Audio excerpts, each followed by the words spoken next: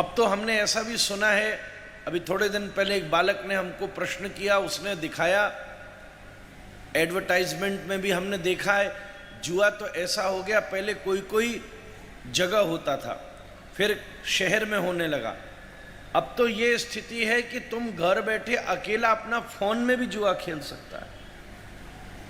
अभी थोड़े दिन पहले तब पता चला एक बालक बच्चा, पिताजी को ज्यादा फोन चलाना नहीं आता था,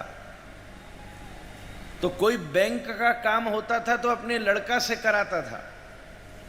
वो लड़का ने बैंक का चुपचाप इतना आदत लगा जुआ खेलने का कि वो अपना जुआ वाला चीज से पिताजी का बैंक को जोड़ लिया, और इतना जोश में आया, एक दिन पिताजी बाहर था, एक ही दिन में सब कुछ लगा दिया, बर्बाद हो गया। वो तो लड़का आत्महत्या करने वाला था, जैसे तैसे उसको बचाया।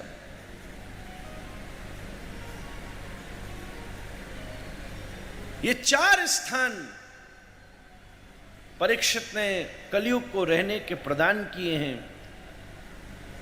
इसलिए आप अगर अपने पास से प्रयास करके इन 4 स्थानों को दूर कर दो, जो कि सबसे कठिन है, सबसे कठिन है। मद्यपान, द्यूत क्रीड़ा, दुराचार, परस्त्री गमन और अधर्म से प्राप्त हुआ धन, अगर इन केवल 4 चीजों को संपूर्ण जीवन में प्रयास करके नियंत्रण करने का प्रयास करो, चलो कोशिश तो की जा सकती, प्रयास तो किया जा सकता है। अब अगर किसी के बैठने का जगह ही नहीं होगा तो वो क्यों आएगा? जिसके बैठने का जगह होगा वही आएगा।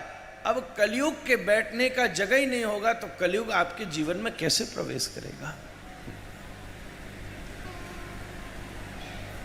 यहां इसी बात का संकेत किया है। आज न तो परीक्षित के राज्य में कोई परस्त्री गमन करता था, न मद्यपान करता था, न द्यूत क्रीड़ा करता था, पर बस जब अधर्म के धन में रहने की बात कही,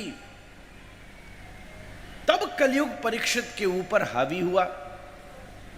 क्योंकि राजा के जीवन में थोड़ा बहुत कोई ना कोई अधर्म होएगा ही। और आज क्या अधर्म था कि जो मुकुट परीक्षित पहन करके आया था, वो मुकुट जरासंध का था। जब पांडवों ने जरासंध को जीता था तो उसका मुकुट लेकर यहां रखा था, सबसे सुंदर मुकुट था। जरासंध उस समय का सबसे शक्तिशाली राजा, और पांडवों ने एक कमरा बना रखा था जहां जब वो अधर्मी राजा को जीतते थे तो उससे प्राप्त की हुई संपत्ति को वहीं रख देते थे, और सबको कहते थे कि इसका कभी कोई निजी जीवन में प्रयोग नहीं करना, रखे रहने दो।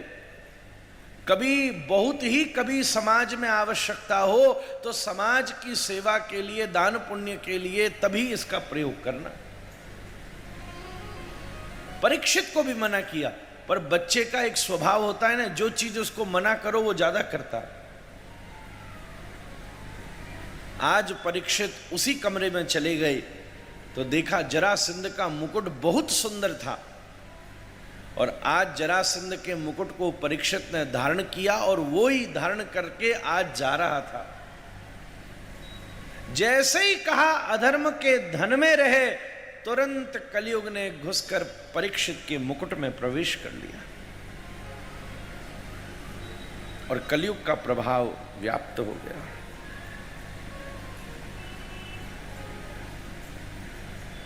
इसलिए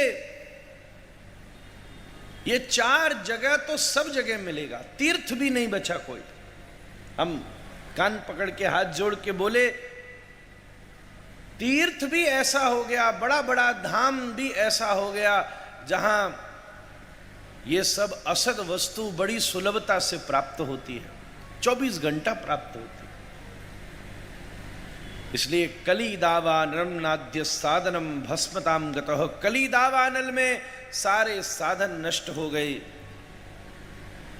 आप प्रयास करो अपने जीवन में से ये मंडल परिवार की और हमारी इतनी जो हम परिश्रम करके आपको कथा सुना रहे हैं, इतने वर्षों से संतों ने कथा सुनाई है, सब यहाँ वैष्णव लोग बैठे हैं, हम लोगों की कथा सफल हो जाएगी जब यहाँ उठकर केवल आप भोजन करके आनंद करके न जाओ, बल्कि यहाँ उठने के बाद अपने जीवन में संकल्प करो कि हम नशे की वस्तु का परित्याग करेंगे।